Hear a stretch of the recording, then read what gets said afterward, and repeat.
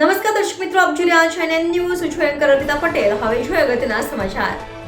પંચમહાલ હાલોલ ખાતે સંગઠન પર્વ નિમિત્તે પ્રદેશની સૂચના મુજબ અને હાલોલના ધારાસભ્ય શ્રી જયદ્રથસિંહજી પરમારના માર્ગદર્શન હેઠળ હાલોલ નગરના વોર્ડ નંબર 1 અને 6 અને 9 નંબર બૂથ સમિતિનું નિર્માણ કરવામાં આવ્યું છે. જેના સમિતિના સભ્યો અને વોર્ડના આગેવાનો હાજર રહ્યા હતા.